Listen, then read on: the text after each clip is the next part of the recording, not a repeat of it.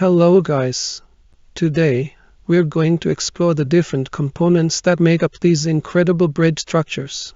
So without any further delay, let's get started. The main components of a bridge are foundation, substructure, superstructure, and adjoining structures. Each of these components have other parts within them. Foundations are used to transmit the load from the piers, abutments, and wing walls evenly on the strata. It consists of piles and pile cap. Piles are usually driven into the ground. In case of bearing pile, they are driven until a hard stratum is reached. Pile caps are placed right on top of a pile foundation. That's why they are called caps. They provide additional load transferring capacity to the piles. Substructure consists of the piers and abutments. It also includes any retaining walls or wing walls that are used to support the approach to the bridge. Abutments are vertical structures. They are constructed at the approaching ends of the bridge. Wing walls are the structures constructed as an extension of the abutments. It retains the earth present in the approach banks. When there are multiple spans in a bridge, then piers are mounted at the end of each span. These structures are vertical structures used to support deck.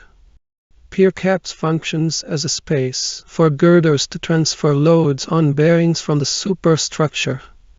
Superstructures are the parts that sits above the piers and abutments. Superstructures consists of bearings, deck, beams, parapet, etc. Bearings are used to allow the superstructure to move slightly and accommodate changes in temperature and load. They are typically made of steel or rubber. Girders give support to the deck. They join all the pile caps together by extending over them.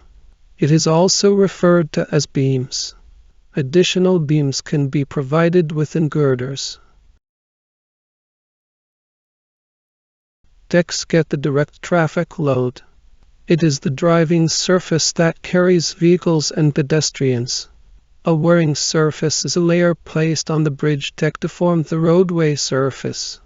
It is the only portion of the bridge that is in direct contact with vehicle traffic. Parapet and handrails are provided for the safety concerns. This will help in prevention of the vehicle from falling off the bridge into the water body below. Approach roads are the joining structure of the bridge. Its main function is to provide smooth and easy entry or exit from the bridge. Expansion joints are used to allow the bridge to expand and contract with temperature changes while maintaining a smooth driving surface. The center-to-center distance of adjacent piers is called a bridge span. Bridge length, however, is the total length of the total span of the bridge. We hope you enjoyed learning about the various elements that make up these impressive structures. Please take your precious time to like this video and subscribe to my channel. Your one like and subscribe will help me keep motivated into making such contents. Also drop a comment on what you want to see in future video. Thank you for watching, and I will see you soon.